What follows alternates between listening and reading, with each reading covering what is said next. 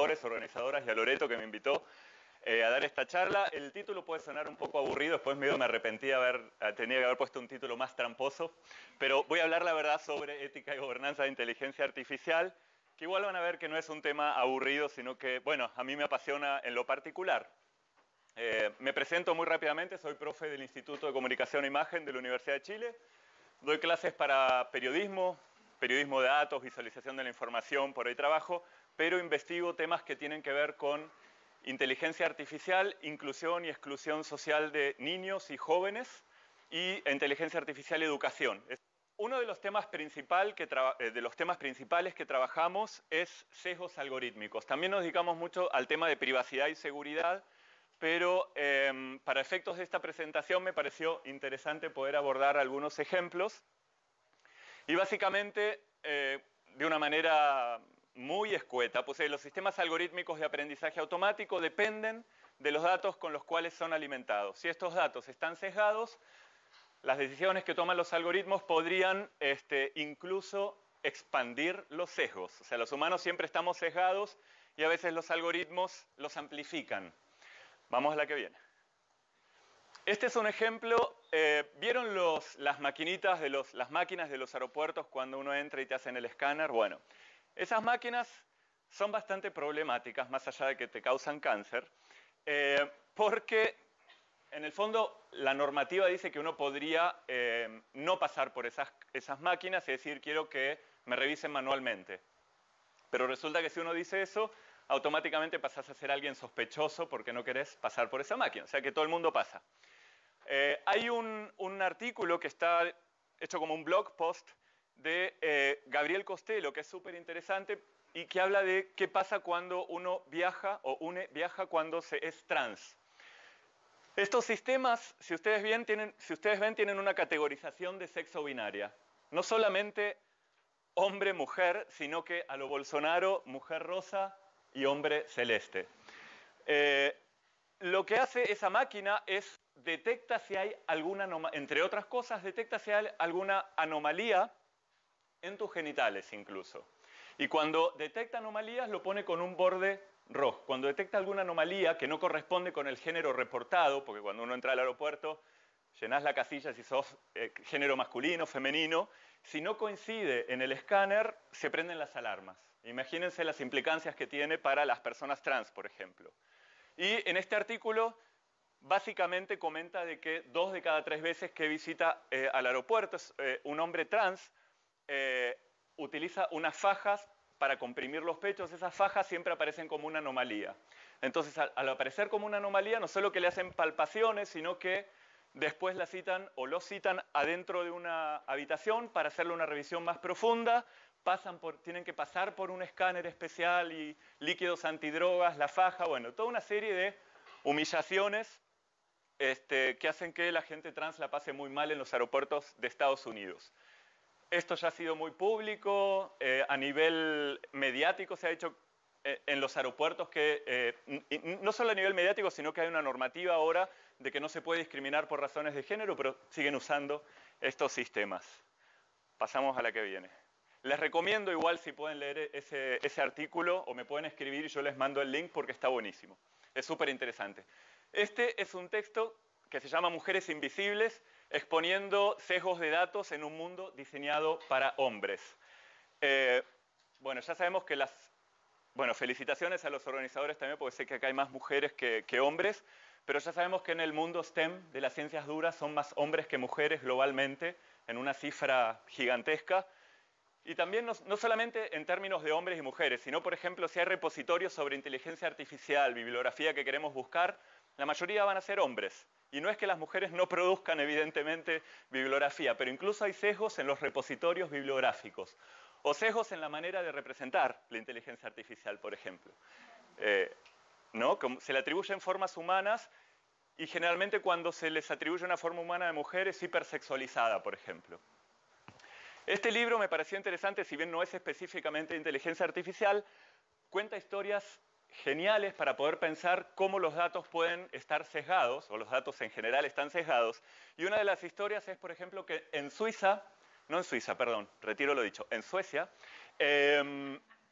limpian, hay una política de invertir para limpiar las calles más que las veredas, cuando es invierno y hay mucha nieve.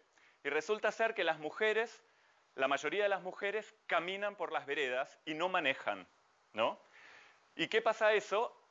Hay un montón de accidentes de mujeres en las veredas por una política de limpieza que solo atiende a la calle, que es el lugar donde está dominado por los hombres.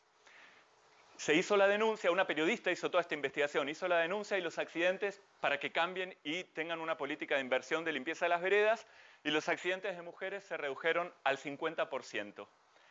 Y al final era muy loco porque el Estado gastaba mucho más en hospitalización, en internación, y aparte también tiene que ver con derechos humanos. Pero bueno, este libro aborda un montón de casos inimaginables en que la forma en que construimos nuestro mundo y que vamos construyendo nuestros datos afectan a las mujeres. Sí, muchas gracias. Esta es otra manera en que los algoritmos pueden incidir de una manera negativa. Si ustedes ponen abortar con, o cómo abortar con, no me acuerdo, pero bueno, ahí probé abortar con para hacer el screen print. Casi todas las letras del abecedario tienen una opción. O sea, cómo abortar con sésamo, cómo abortar síndrome de Down, con sábila, con semilla de aguacate. Y cuando hablamos de, por ejemplo, de fake news, una de los géneros, de las formas de noticias falsas más dañinas, sobre todo para los jóvenes, son las que tienen que ver con salud, por ejemplo. Imagínense la cantidad de desinformación que hay si hay maneras de abortar desde la A hasta la Z. O sea, es una locura total. O también otra manera es, por ejemplo, bueno, obviamente estamos hablando de un sesgo del algoritmo de Google, ¿no? De buscador. La mujer desde los estudios feministas se sabe que a la mujer siempre se la asocia con algo abstracto, intangible, romántico. Dice, la mujer es un misterio, ángeles. La mujer es como una rosa. La mujer es proletaria como el proletariado. Bueno, y así pueden seguir. Y hay otra que no la puse acá, pero por ejemplo, si queremos ver, no me acuerdo si exactamente la clave era ser gay no aparece nada. ¿Y por qué? Porque como aparecían un montón de barbaridades, pusieron un parche en el algoritmo para que mejor que no aparezca nada, ¿no? Yo no sé si ustedes se acuerdan que hubo una noticia muy difundida por Twitter porque Google Fotos había tagueado a una pareja afroamericana como gorilas, básicamente. Y lo que hizo Google para resolver el tema rápidamente es quitó la palabra gorilas dentro del tagueo. O sea, los gorilas se quedaron sin tag en Google Fotos. Pero bueno, es algo muy, muy complicado. Evidentemente, no es que sea intencional, sino que se escapa de las manos. Y también en este caso somos nosotros mismos o nosotras mismas las que vamos alimentando los algoritmos. El que viene. Muchas gracias. Este es un video, pero hice menos de un minuto.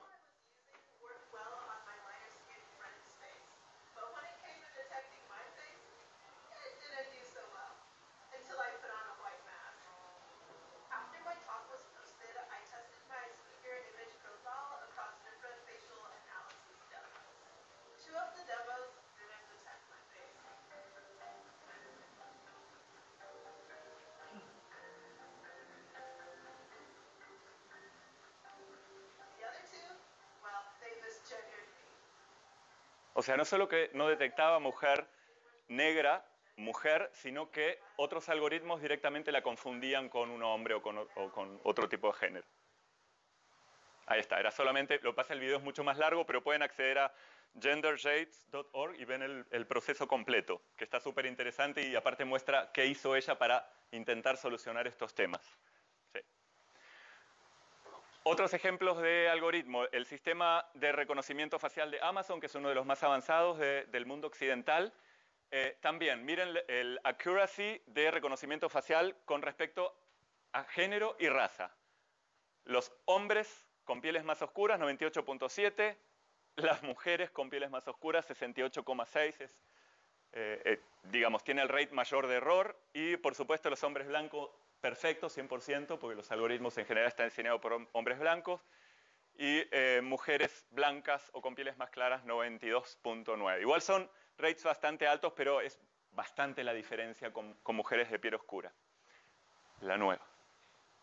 Este no sé si lo conocen, es un proyecto de ProPublica. Lo utilizamos mucho como ejemplo en periodismo de investigación en el instituto, porque ProPublica hizo una investigación sobre los algoritmos que hacen risk assessment, que en el fondo son algoritmos que tratan de detectar el riesgo de que una persona que cometió un crimen reincida. Y resulta que hicieron un trabajo de investigación con todos los casos en que el algoritmo había detectado porcentajes de reincidencia, y en todas, sin excepción, a las personas blancas, a las personas negras les daba un porcentaje de reincidencia mucho más alto. Y resulta ser que en esta investigación no se quedaron solo con eso, sino que investigaron qué pasó a lo largo del tiempo. Y resulta ser que el 90% de las personas blancas reincidieron en delitos y las negras no. O sea, ahí hay un sesgo enorme también de los algoritmos, ¿sí? O quizás después, porque tengo solo media hora, dale. Hay un sesgo enorme de los algoritmos en términos de reconocimiento racial, sobre todo, sí. Esto, bueno, me lo voy a saltear, pero básicamente lo he repetido en varias charlas, pero porque a mí me parece una analogía súper interesante.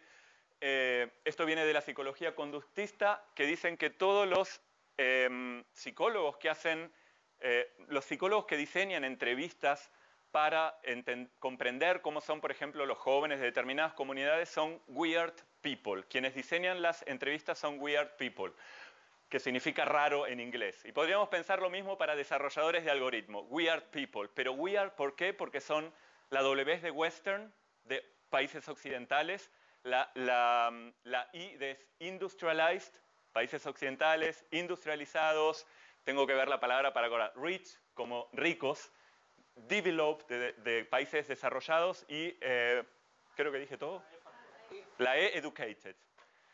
Y podemos agregarle más, que sería la M de male o la S de straight, por ejemplo. Esa analogía, si bien es de la psicología conductista, podría entrar perfectamente en nuestro ámbito, ¿no? Sí. Netflix, quienes tienen Netflix se habrán dado cuenta de que el algoritmo hace algo increíble, obviamente colecta un montón de datos, pero, por ejemplo, si tú eres gay o si tú tienes algún tipo de preferencia, va a elegir una escena de esa serie o un tipo de portada de esa serie donde aparezcan los personajes gay y tú te intereses más en consumir esa serie. Y ya hay un montón de casos, si bien Netflix lo negó, hay un montón de casos que son muy obvios de que el algoritmo finalmente detecta hasta tu orientación sexual y en base a eso apunta las publicidades de las diferentes series. Sí, la que viene. Bueno, en tiempo récord. Resulta que, bueno, como la presentación es regulación y gobernanza, uno podría decir, bueno, obviamente podemos hablar mucho más tiempo del tema sesgos, porque no es solamente género y raza, hay todo tipo de sesgos. Pero, ¿cuáles son las discusiones que están sucediendo ahora para poder regular esto? Porque no solamente se trata de echarle la culpa o al voto a los desarrolladores, sino que también tiene que haber una regulación. Y lo que pasa, hay un autor que a mí me gusta mucho que se llama Eric Sadan, que él dice que la inteligencia artificial tiene una condición dual. Una es de opacidad, porque hay una caja negra que muchas veces ni los ingenieros saben qué es lo que pasa dentro de esa caja negra, y transparencia, porque a veces no sabemos que estamos siendo mediados o influenciados por algoritmos. Entonces, imagínense lo difícil que es regular sistemas de inteligencia artificial. Pero hay algunos ejemplos, gracias.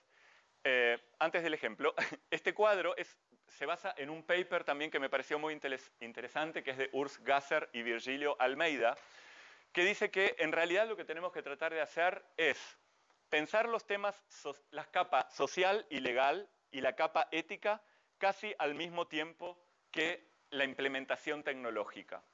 Si bien lo que sucede siempre es que los aspectos sociales y legales llegan en un tiempo mucho después, lo que sucede con eso es que probablemente los sistemas van a podrían atentar contra los derechos humanos o podrían excluir determinados sujetos o comunidades. Entonces la idea es trabajar en un modelo de regulación por capas que atienda al mismo tiempo que se piensan e implementan los sistemas de inteligencia artificial, que atienda los temas éticos, sociales y legales. Yo siempre digo, porque en el mundo desarrollado, obviamente estos sistemas están mucho más implementados, la tecnología va mucho más rápido que nuestras capacidades críticas para poder pensarlas de esta otra manera, de una manera más social o desde los derechos humanos. Pero como en Latinoamérica todavía nos falta bastante en relación a otros países, tenemos tiempo de empezar a pensar en estos aspectos desde el inicio casi. Y eso es algo positivo que podemos encontrar en nuestra región. Sí.